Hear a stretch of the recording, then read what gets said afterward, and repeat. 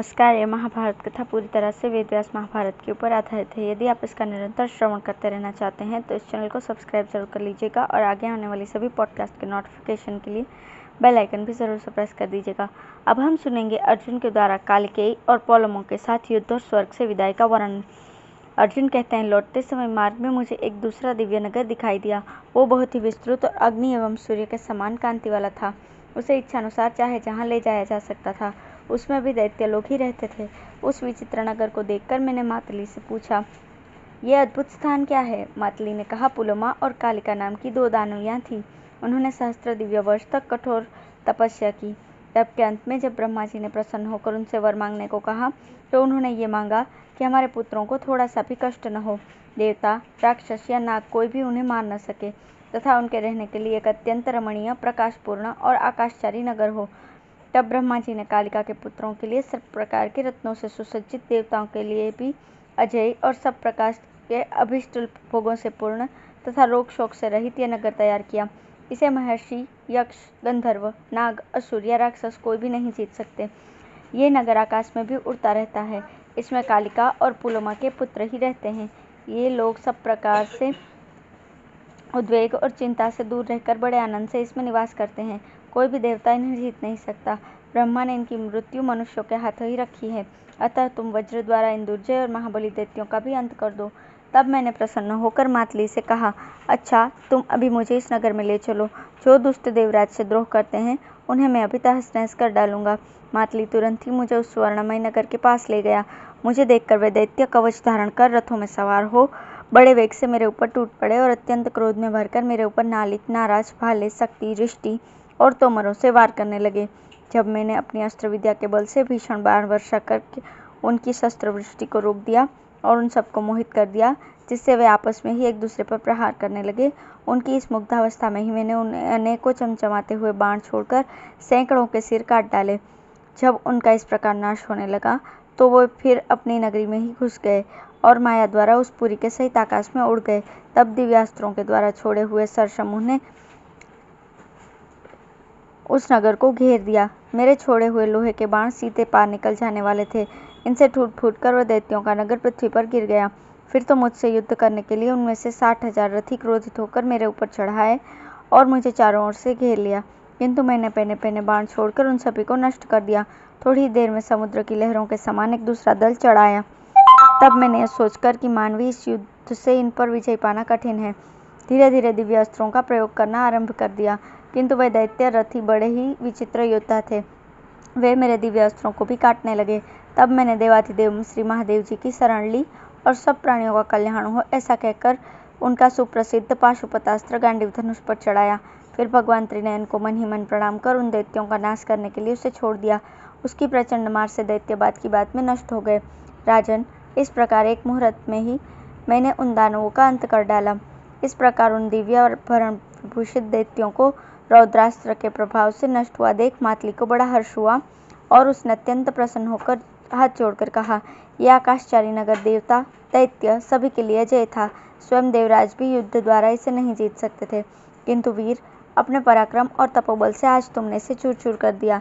उस आकाशचारी नगर के नष्ट होने और दानवों के मारे जाने पर दैत्यों की स्त्रियां भी बाल बिखेरे चित्कार करती इस नगर के बाहर जा पड़ी।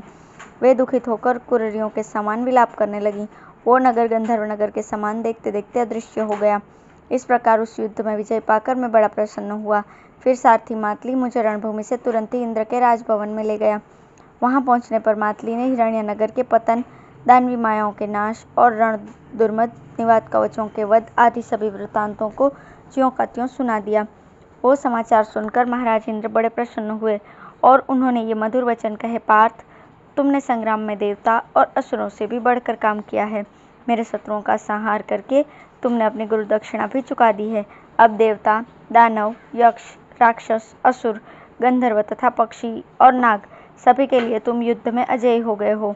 अतः तुम्हारे बाहुबल से जीती हुई वसुंधरा पर कुंती नंदन धर्मराज युधिष्ठिर निष्कंटक राज्य करेंगे। तुम्हें सभी दिव्यास्त्र प्राप्त हैं, इसलिए भूमंडल में कोई भी योद्धा तुम्हारा पराभव नहीं कर सकेगा। बेटा, जब तुम संग्राम भूमि में खड़े होगे तो भीष्म, द्रोण, कृप, कर्ण, शकुनी और अन्य सब राजा तुम्हारी 16वीं कला के भी बराबर नहीं होंगे। फिर राजा इंद्र ने मुझे शरीर की रक्षा करने वाला ये दिव्य अभेद्य कवच और सोने की माला प्रदान की। साथ ही उन्होंने ये देवदत्त नाम का शंख भी दिया जिसकी आवाज़ बहुत ऊंची है, और ये दिव्य किरीट तो स्वयं अपने हाथ से मेरे मस्तक पर रखा। इसके बाद उन्होंने ये बहुत ही सुंदर दिव्य वस्त्र और आभूषण भी मुझे प्रदान किए। इस प्रकार इंद्र से सम्मानित होकर मैं वहाँ गंधर्व कुमारों के साथ बड़े आनंदपूर्वक रहा। वहाँ मेरे 5 वर्ष बीते।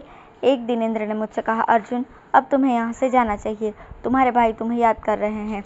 इससे मैं वहाँ से चला आया और आज इस गंधमादन पर्वत के शिखर पर भाइयों सहित आपका दर्शन किया है। युधिष्ठिर बोले, धनंजय, यह हमारे लिए बड़े सौभाग्य की बात है कि तुमने देवराज इंद्र को अपनी आराधना से प्रसन्न किया और उनसे दिव्य अस्त्र प्राप्त किए।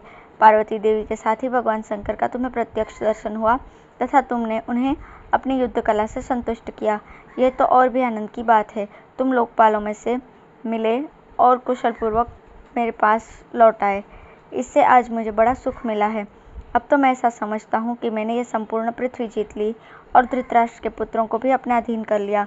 अर्जुन, अब मैं उन दिव्य अस्त्रों को देखना चाहता हूँ जिनसे तुमने वैसे बलवान निवात कवचों का वध किया है। युधिष्ठिर के ऐसा कहने पर अर्जुन ने देवताओं के दिए हुए उन दिव्य अस्त्रों को दिखाने का विचार किया। पहले तो वे विधिपूर्वक स्नान करके शुद्ध हुए, फिर अपने अंगों में परम कांतिमान दिव्य कवच धारण कर लिया। एक हाथ में गांडीव धनुष, दूसरे में देवदत्त शंख ले लिया। इस प्रकार वीरोचित वेश से सुशोभित हो महाबाहु अर्जुन ने उन दिव्यास्त्रों का क्रमशः दिखाना आरंभ किया। जिस समय उन अस्त्रों का प्रयोग प्रारंभ हुआ, पृथ्वी वृक्षों सहित कांप उठी, नदी और समुद्रों में उफान आ गया, पर्वत फटने लगे, वायु की गति रुक गई, सूर्य की कांति फीकी पड़ गई और जलती हुई आग भी बुझ गई। तदंतर समस्त ब्रह्मर्षि, सिद्ध महर्षि, संपूर्ण प्राणी, देवर्षि तथा स्वर्गवासी देवता सबके सब वहां आकर उपस्थित हुए। लोक पितामह ब्रह्मा और भगवान शंकर भी अपने गणों सहित वहां पधारे। फिर सब देवताओं ने नारद जी को अर्जुन के पास भेजा। वे आकर अर्जुन से बोले, अर्जुन, अर्जुन ठहरो, इस समय इन दिव्यास्त्रों का प्रयोग न करो। बिना किसी लक्ष्य के इनका प्रयोग नहीं किया जाता। यदि कोई शत्रु लक्ष्य हो तो भी जब तक वो अपने ऊपर प्रहार करके कष्ट न पहुंचावे तब तक उस पर भी दिव्यास्त्रों का प्रयोग नहीं करना चाहिए, अन्यथा इनके व्यर्थ प्रयोग करने पर महान अनर्थ हो जाता है।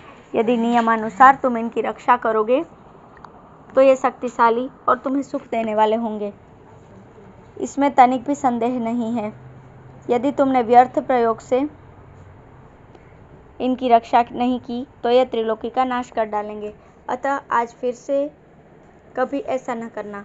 युधिष्ठिर, तुम भी इस समय इनको देखने का लोभ छोड़ो। युद्ध में शत्रुओं का मर्दन करते समय जब अर्जुन इन दिव्यास्त्रों का प्रयोग करे तब देख लेना।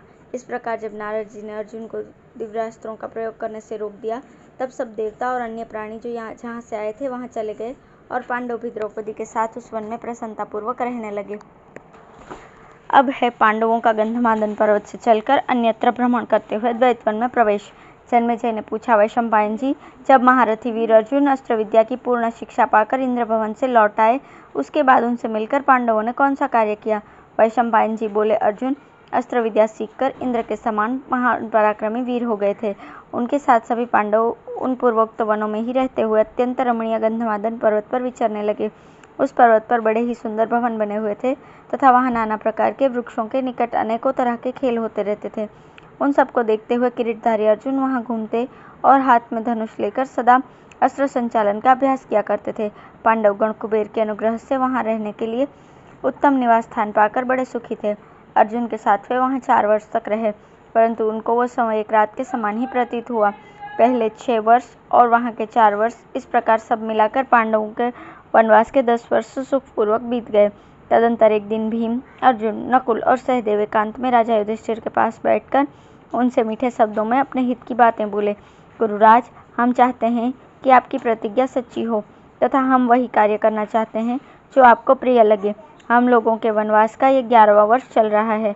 आपकी आज्ञा शिरोधार्य कर मान अपमान का विचार छोड़कर हम निर्भयतापूर्वक वन में विचर रहे हैं।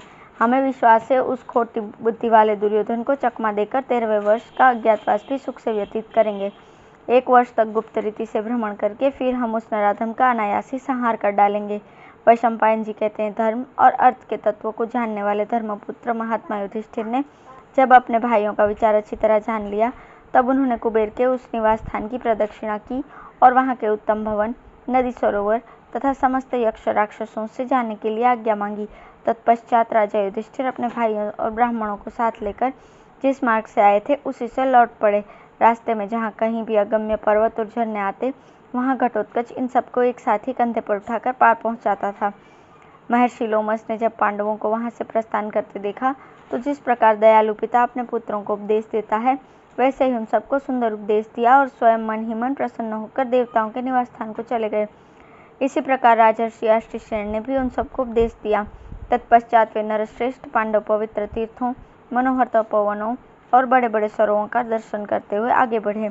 वे कभी रमणीय वनों में, कभी नदियों के तट पर, कभी जलाशयों के किनारे और कभी पर्वतों की छोटी बड़ी गुफाओं में रात को ठहर जाते थे। इस प्रकार चलते चलते वे राजा वृषपर्वा के अत्यंत मनोरम आश्रम पर पहुँचे। वृषपर्वा जी ने इन लोगों का बड़ा आदर सत्कार किया और पांडवों ने विश्राम करके थकावट दूर होने पर उनसे जैसे जैसे गंधमादन पर्वत पर निवास किया था, वो सब समाचार विस्तार पूर्वक कह सुनाया। वृषपर्वा के आश्रम पर देवता और महर्षि आकर निवास किया करते थे, इससे वो अत्यंत पवित्र हो गया था। पांडव भी वहाँ एक रात रहकर दूसरे दिन सवेरे बद्रिकाश्रम तीर्थ विशाला नगरी में आए। वहाँ भगवान नारायण के क्षेत्र में 1 मास तक वे बड़े आनंद के साथ रहे। फिर जिस मार्ग से आए थे उसी से लौटकर उन्होंने किरात राज सुबाहु के राज्य की ओर प्रस्थान किया। चीन, तुषार, दरद और कुलिंद देशों को, जहाँ रत्नों और मणियों की खानें हैं, लांग कर तथा हिमालय के दुर्गम प्रदेशों को पार करके उन्होंने राजा सुबाहु का नगर देखा। राजा सुबाहु ने जब सुना कि मेरे राज्य में पांडवगण पधारे हुए हैं, तो वो बहुत प्रसन्न हुआ और नगर से बाहर आकर उनकी अगवानी की। राजा युधिष्ठिर ने भी उनका सम्मान किया। सुबाहु के यहाँ एक रात उन्होंने बड़े आनंद से व्यतीत की। सवेरे घटोत्कच को उसके अनुचरों सहित विदा कर दिया और सुबाहु के दिए हुए बहुत से रथ और सारथी साथ लेकर उस पर्वत पर पहुँचे, जो यमुना का उद्गम स्थान है। उस पर झरने बह रहे हैं। उसके हिमाच्छादित शिखर बाल सूर्य की किरणें पड़ने से श्वेत और अरुण रंग के दिखाई पड़ते थे। वीरवर पांडवों ने उस पर्वत पर विशाखयूप नामक वन में निवास किया। वो महान वन चैत्ररथ नाम के समान शोभायमान था। वहाँ उन्होंने आनंदपूर्वक 1 वर्ष व्यतीत किया। वहाँ निवास करते समय एक दिन भीम पर्वत की कंदरा में एक महाबली अजगर के पास जा पहुँचे, जो मृत्यु के समान भयानक और भूख से पीड़ित था। उसे देखते ही भीम भयभीत हो गए। उनकी अंतरात्मा विषाद और मोह से व्यथित हो उठी। उस अजगर ने भीम के शरीर को लपेट लिया और वे भय के समुद्र में डूब रहे थे। उस समय महाराज युधिष्ठिर ही द्वीप के समान उन्हें शरण देने वाले हुए। उन्होंने ही आकर उन्हें सर्प से चंगुल से छुड़ाया। उस समय पांडवों के वनवास का 11वां वर्ष पूरा हो रहा था और 12वां वर्ष समीप था। अतः वे किसी दूसरे वन में भ्रमण करने के लिए उस चैत्ररथ के समान सुंदर वन से बाहर निकले और मरुभूमि के निकट सरस्वती नदी के तट पर जाकर द्वैत वन में पहुँचे। वहाँ द्वैत नामक एक सुंदर सरोवर भी था। धन्यवाद।